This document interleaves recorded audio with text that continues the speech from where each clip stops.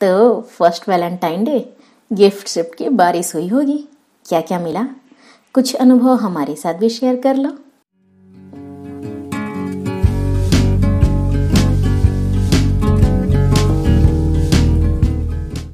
गलतियां तो हर इंसान से होती हैं। कभी वक्त गलत होता है तो कभी हालात, कभी इंसान गलत होता है तो कभी उसके जज्बात।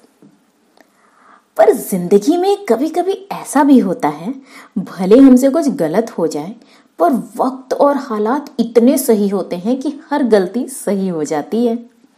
और ऐसा जब जब होता है, कसम से बड़ा मजा आता है।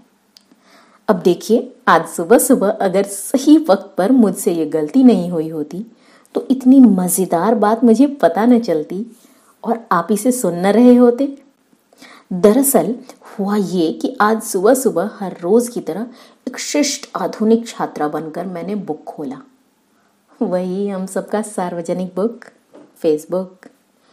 जैसे ही पहला पन्ना खोला, हरे सिग्नल के साथ मेरी एक सहेली नजर आई। अभी कुछ महीने पहले ही परिणय सूत्र में बंधी है, तो सोचा चलो आज की पढ़ाई इनकी ही जिंदगी से शुरू की जाए। मैंने फटाफट लिख दिया, क्या हालचाल है।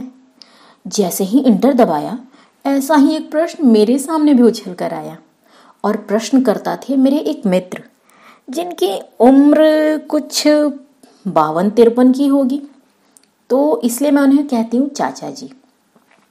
अदब से मैंने सलाम ठोका और लिख दिया मजे में हूँ। इधर मेरे प्रश्न का भी काफी लंबा चौड़ा उत्तर आ चुका था। उसे पढ़कर नजरें कीबोर्ड पर गड़ाई और फटाफट अपनी असली मकसद पर आई। तो first Valentine day gift shift की बारिश हुई होगी। क्या क्या मिला, कुछ अनुभव हमारे साथ भी शेयर कर लो। इतना टाइप करके खट्टाक से एंटर दबाया और जवाब के लिए कंप्यूटर स्क्रीन को देखा तो मेरे तो होश ही उड़ गए। मुंह से निकला हाय हाय राम, शब्द किसको कहने थे मुझको, किसको समर्पित हो गए। खुद को ही गाली देने का मन हो रहा था। क्या सोचेंगे अब चाचा जी। अच्छा शरीफ बच्चा वाला सारा इंप्रेशन गया खटाई में, पूरी इज्जत का फालूदा बन गया। सोचा सॉरी लिख के स्थिति समझाऊं, पर तब तक उधर से जवाब लिखा जा चुका था। पहली बार कोशिश तो थी वैलेंटाइन डे मनाने की, पर गिफ्ट जूतों की बारिश हुई थी। जवाब पढ़ के मैं तो बिल्कुल हिल गई। 440 वॉट का झटका लगा। जूतों की बारिश, इससे अधिक कुछ लिख न सकी। आगे उन्होंने ही सारा माजरा बताया। उन्होंने क्या क्या बताया, अब मैं क्या बोलूं। चलो उन्हीं की जुबानी सुनाती हूँ। मैंने न कभी ऐसा सोचा था, न इस बार सोचता, पर क्या कहें, हमारे फेसबुक की दुनिया में दोस्ती के लिए उम्र का तो कोई प्रतिबंध है नहीं। मैंने भी बहुत से कम उम्र के लोगों से भी दोस्ती रखी है। उन्हीं में है एक तृषा, कुछ 23-24 साल की होगी। अक्सर बात होती रहती उससे। अभी 10 दिन से पीछे पड़ी थी, वैलेंटाइन डे का क्या प्रोग्राम है। मैंने कहा था कि हमारे उम्र के लोगों के लिए नहीं है, तो कहने लगी प्यार के इजहार में उम्र कहां से आ गया, प्यार तो अजर अमर है, वगैरह वगैरह। मैं भी उसकी बातों में आ गया। सोचा सही तो कह रही है। पेपर में, फेसबुक में, जहां जहां मिला हर जगह से टिप्स पढ़ पढ़कर पूरी तैयारी कर ली। ये भी ठान लिया कि कुछ भी हो जाए, 14 को झगड़ा तो बिल्कुल भी नहीं करूंगा। सबसे पहले तो रात को 12 बजे श्रीमती जी को जगाने की कोशिश की तो जोरदार झाड़ पड़ गई। आपकी तरह आराम से 8 बजे तक सोते नहीं रहना है। मुझे भोर से उठ के झाड़ू पोछा करना है, रसोई का काम अलग। जरा सी नींद लगी नहीं कि पता नहीं क्यों जगाने लगे। मैं चुपचाप सो गया। सुबह उठा तो उसका मूड अच्छा था। खुद ही शर्माती हुई सी आई और मुझे खूबसूरत सा पैक किया और गिफ्ट देती हुई बोली, ए जी हैप्पी। आज है ना वही वाला डे जी, आप समझ गए ना। मुझे बोलने में शर्म आ रही है और हंसती हुई आंचल से मुंह छुपा लिया। उसे देखकर मुझे भी थोड़ा जोश आ गया। मैंने बोला हाँ, उसीलिए मैंने भी एक गिफ्ट खरीदा है। और मैंने उसे वो नया जूता दिखाया जो मैंने खरीदा था। देखते ही बेफर पड़ी। अभी 2 सेकंड पहले नाजुक सी कली लग रही थी, अचानक से अंगारा बन गई। अब बताओ इसमें मेरी क्या गलती है। अखबार में लिखा था, अगर आप समझ नहीं पा रहे कि अपने साथी को क्या तोहफा दें, तो ध्यान दीजिए कि उन्हें किसी चीज की चाहत हो सकता है उन्होंने आपसे कुछ मांगा हो और आपने व्यस्तता की वजह से नजरअंदाज कर दिया हो। मैंने भी सोचा तो पाया कई दिनों से वो रट रही थी, आपके जूते पुराने हो गए हैं, नए ले लो नए ले लो। मैंने वही ले लिया तो अब उसके लिए गुस्सा हो गई।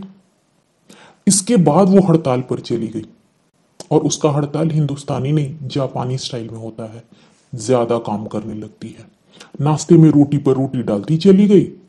ऐसे मौके पर थाली में कुछ छोड़ना भी गुनाह है। 7 रोटियां खाने के बाद मुश्किल से उठ पाया। ऑफिस जाते वक्त मैंने अपने जूते भी लौटा दिए। दुकानदार से बहस हो गई, वो अलग। शाम को लौटते वक्त बेटे का फोन आ गया। मतलब साफ था, हर जगह फोन करके खबर पहुंच चुकी थी मैं कितना जालिम हूं, बेदर्द हूं, सब कुछ हूं। बेटे ने समझाया, घर जाके मम्मी को मना लीजिए, कहीं बाहर लेके जाइए। उसने फोन रखा तो बेटी का फोन आ गया। पापा आप भी ना गजब हैं, एक तो मम्मी के लिए कुछ लाए नहीं, उनका गिफ्ट खोलकर देखा तक नहीं। गलत बात है ना।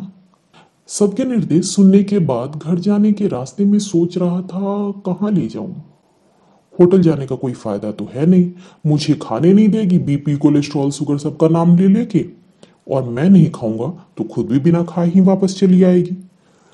सोचा घर पहुंच के पहले उसका तोहफा देखता हूं है क्या। पता है उस सुंदर से पैकेट में क्या निकला? जूता, वो भी 8 नंबर का, जबकि मैं पहनता हूं 9 नंबर। पूछने पर उसने कहा, क्या 8 नंबर? ओह, वो क्या है ना, चश्मा मैं घर पर ही भूल गई थी तो 8 को 9 पढ़ लिया होगा। जाके बदलना पड़ेगा वरना 4000 डूब जाएंगे।